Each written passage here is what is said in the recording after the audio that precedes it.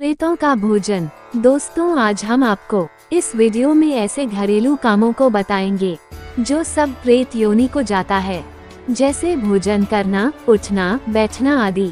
सुनिए कथा के माध्यम से। एक बार महर्षि गौतम ने प्रेतों से पूछा, संसार में कोई भी प्राणी बिना भोजन के नहीं रहते, अतः बताओ तुम लोग क्या आहार करते हो। प्रेतों ने कहा, अप्रक्षालित पादस्तु यो भुंक्ते दक्षिणा मुखा यो वेष्टित भुंक्ते प्रेता भुंजंती नित्यशः। अर्थात द्विज श्रेष्ठ, जहाँ भोजन के समय आपस में कलह होने लगता है, वहाँ उस अन्न के रस को हम ही खाते हैं। जहाँ मनुष्य बिना लिपि पुती धरती पर खाते हैं, जहाँ ब्राह्मण शौचाचार से भ्रष्ट होते हैं, वहाँ हमको भोजन मिलता है। जो पैर धोए बिना खाता है और जो दक्षिण की ओर मुंह करके भोजन करता है, अथवा जो सिर पर वस्त्र लपेटकर भोजन करता है, उसके उस अन्न को सदा हम प्रेत ही खाते हैं। जहाँ रजस्वला स्त्री, चांडाल और सुआ श्राद्ध के अन्न पर दृष्टि डाल देते हैं, वह अन्न पितरों का नहीं, हम प्रेतों का ही भोजन होता है। जिस घर में सदा जूठन पड़ा रहता है, निरंतर कलह होता रहे और दिया बत्ती न किया जाता हो, वहाँ हम प्रेत लोग भोजन करते हैं। महर्षि गौतम ने पूछा, कैसे घरों में तुम्हारा प्रवेश होता है, ये बात मुझे सत्य सत्य बताओ। प्रेत बोले, जिस घर में दिया बत्ती होने से धुएं की बत्ती उड़ती दिखाई देती है, उसमें हम प्रवेश नहीं कर पाते।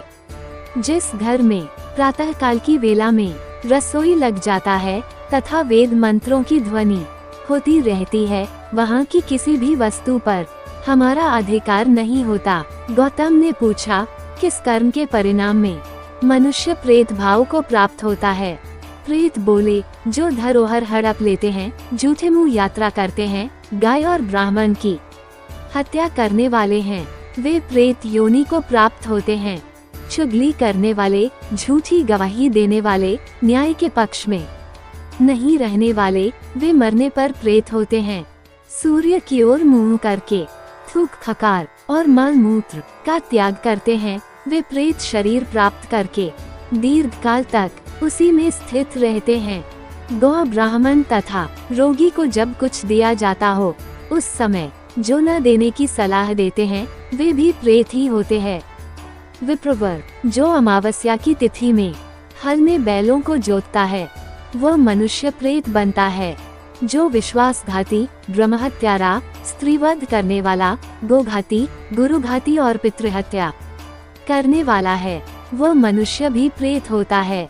मरने पर जिसका अंतिम संस्कार तथा श्राद्ध नहीं किए गए हैं, उसको भी प्रेत्योनि प्राप्त होती है। जय श्री कृष्ण। तो दोस्तों, आपको हमारी ये जानकारी कैसी लगी, कृपया कमेंट करके बताएं, तथा और भी ऐसी रोचक जानकारी के लिए हमारे चैनल को लाइक और सब्सक्राइब करना ना भूलें। आपका बहुत बहुत धन्यवाद।